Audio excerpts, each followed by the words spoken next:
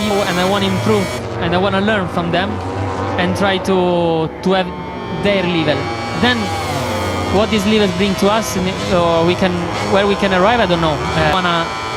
The best Grand Prix motorcycle that's ever been. The performance will improve as much from the 23 to 24. But have you got an idea from the factory about the areas that they're looking to improve for next year? I think this is a really difficult thing to do. They're trying to improve the areas not from our bike, but improve the areas where we miss comparing the other manufacturers.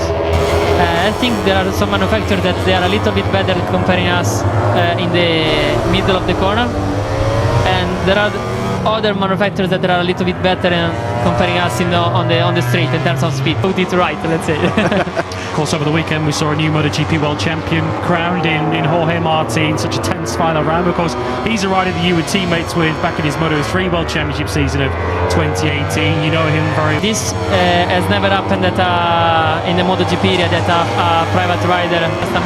What have you learned the most off observing Pecco and Mark closely? Let's say that every rider has some particular on the braking maybe he's the best Ducati rider. Bastianini was the best in terms of keeping the tires fresh for the end of the race. And Martin. I mean, obviously, Ducati are open to your feedback, your comments to help them also develop the new bike. Yeah, I think they will listen to me more from Sepang, because for sure all my infos were based on the 23 bike. And they said to me that already the 24 bikes have what I was asking for from the 23. So I think from Sepang they will start to follow me more about the directions of the bike.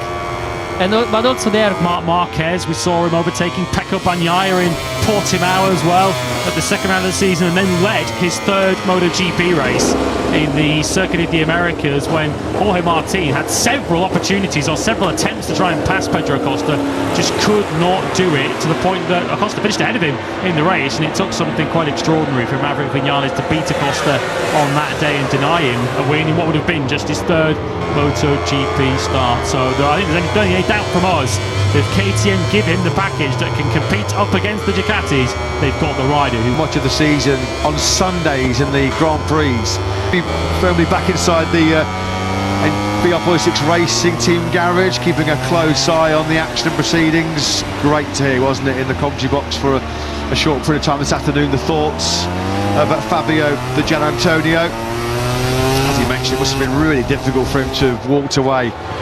When he did, he'd just come off the back of an excellent fourth place in Phillip Island, a brilliant fourth-place medical team that if he had any chance of being fully 100% fit for the opening Grand Prix in Thailand in the first weekend of next March, well, the latest, the absolute wheels as early as January. You said to him, didn't you, good things happen at the moment. It's some good rides so far in this opening day of action for 2025. Johann Zarco also putting together an excellent strong day.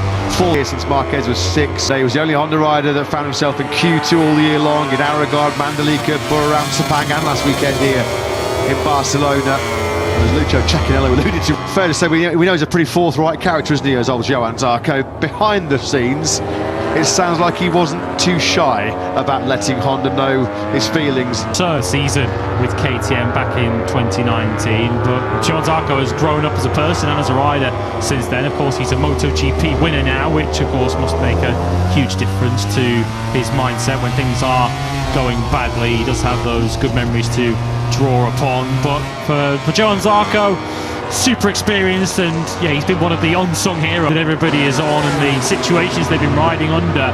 Johann Zarco has done as good a job as most in 2024, and he'll of course reach a milestone next season, 22 round championship next season. Marc Marquez starts life as a factory Ducati rider, 7th fastest at the moment. Having a chat there with Gigi Dall'Igna, who pretty much moved heaven and earth to move Marquez into factory team. A decision which Dall'Igna knew the consequences. He knew that he would have to sacrifice Jorge Martin